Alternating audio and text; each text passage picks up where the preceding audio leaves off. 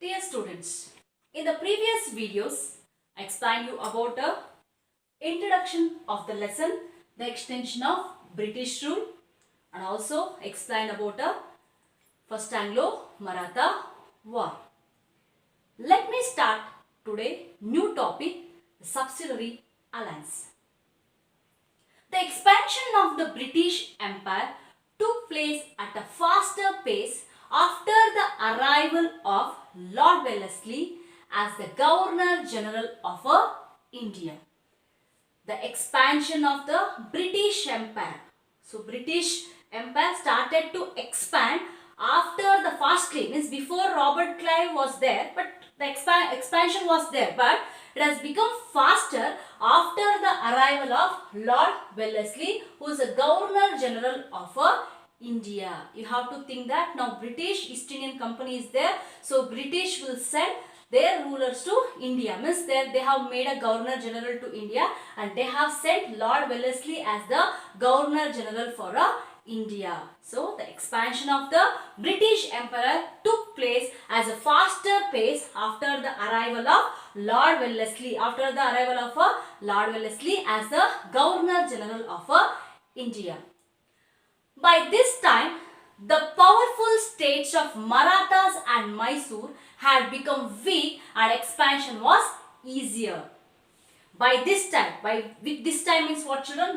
When the Lord Wellesley entered India, so in that particular time, the Marathas as well as the Mysore states. In the introduction I said that they were the strong kingdoms. So Marathas, Sikh and Mysore were the strong. But you are understood that Marathas has become weak. So Marathas as well as Mysore has become very weak and it was become very easy for the Lord Wellesley to expand the emperor in India, British in India.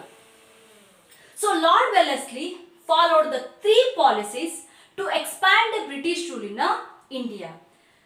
Lord Wellesley had introduced the three important policies to expand the British rule in India. He introduced how many policies, children? Three policies he introduced, so that is very easy to expand the rule in India. The first one is subsidiary alliance, waging the war against the new states, administrating the state that under the control of the British. Subsidiary alliance. The first one is a subsidiary alliance.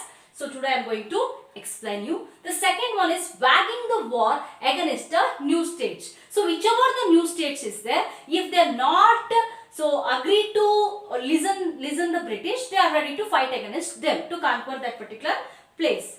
So and also administrating the state that under the control of the British. So whichever the states which is under the control of the British, so they started to make the administration. These are the three policies brought by the British. One is a subsidiary alliances. Second one is a waging the war against the new states. A third one is a administrating the states that are under the control of the British. Lord Wellesley brought this policy. Which policy? So that is a subsidiary alliance. What today we are going to learn, that is a subsidiary alliance. So Lord Wellesley brought this policy into effect in 1798 in order to bring the local kings under the control. So Lord Wellesley had tried to, subsidiary alliance, he introduced the subsidiary alliance. His main intention is to bring his control. So local king into his control. Local king means like it may be a Marathas, Mysore. So any kingdom you can take. He has to bring the local kingdom into his control. This was basically a military protection agreement between East Indian Company and the Indian states. If they ask the question or the multiple choice question or the one word question answer, what is the meaning of a subsidiary alliance? What is the meaning of a subsidiary alliance? If it is only just a multiple choice or one word question answer if they ask. So what is the meaning of a subsidiary alliance? Means this was a basically military protection agreement between the East Indian Company and the Indian state. East Indian Company and the Indian states. That is only called as a subsidiary alliance. But it has a different conditions. What are the conditions? Let us start now. I'll explain one by one. The Indian king had to keep the British army in his kingdom. The Indian king had to keep the British army in his kingdom. The Indian king has to keep the British army. Who has to keep? Indian king has to keep the British army in his kingdom. So every kingdom not. Who will agree for the subsidiary alliance? Who will do the agreement of a subsidiary? That king only has to keep.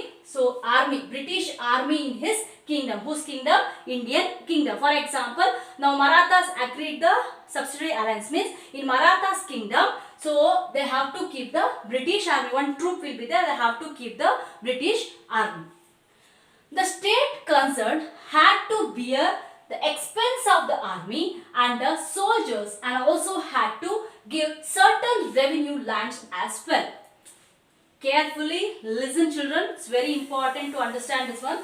The state concerned had to bear expense of the army and the soldiers, and also had to give certain revenue lands as well. The state concerned had to give expense for the army. So what are the expense of the army will be there, that has to given by the Indian kings. The states means that who will agree the subsidiary alliance, they have to give for them some of the whatever the expense of the army will be there, that has to be given by the Indian king, means that is that particular state itself. For example, I gave the Marathas. Now you can consider that, you take full Marathas only as a example. Then they also had to give certain revenue lands, means not only they should give some of the money for them, or expansion money for them, or also they have to give some of the revenue land for them. That land, from that also they should get some of the income. This side they have to give some of the expansion money also, and this side they have to give some of the land also for the soldiers to live on that particular place. The king had to have a British resident in his court. Every kingdom should have a British resident in his court. The British one family resident will be there. They should be having his one full residence will be there in each and every kingdom. For example, Maratha kingdom, they should keep one British resident. The king could not appoint any other European without the permission of the British. The king could not appoint any other Europeans without the permission of the British. So, Europeans means you should think that Dutch, Portuguese or the French, they are the Europeans you can consider. Without the permission of the British, they should not, employ, they should not take any, they should not appoint any Europeans for that particular place.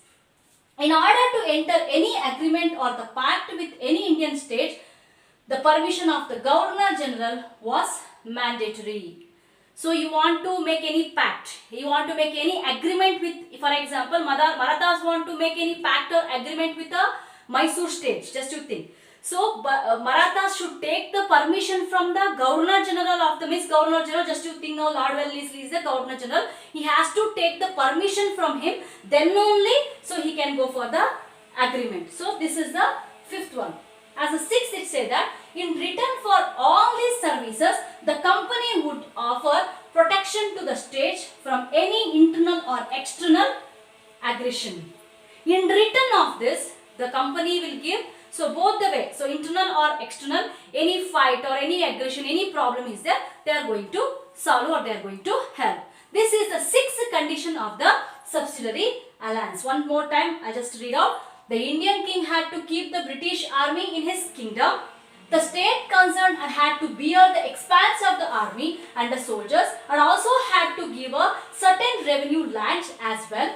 The king had to have a British resident in his court. The king could not appoint any other European without the permission of the British. In order to enter into any agreement or the pact with any Indian state, the permission of the Governor General was mandatory.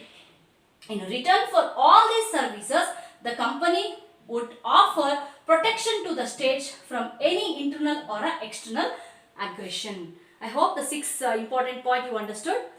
After the subsidiary alliance, so you must understand another one thing is the first state to agree the subsidiary alliance is Hyderabad. Understand children? Hyderabad is the first state to agree the subsidiary alliance.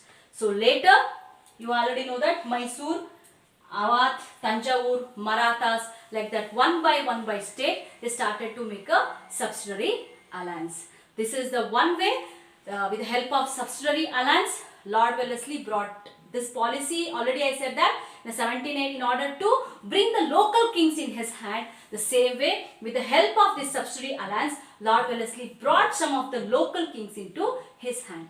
I hope children you understood this particular topic. So read well. So any doubts regarding this particular topic,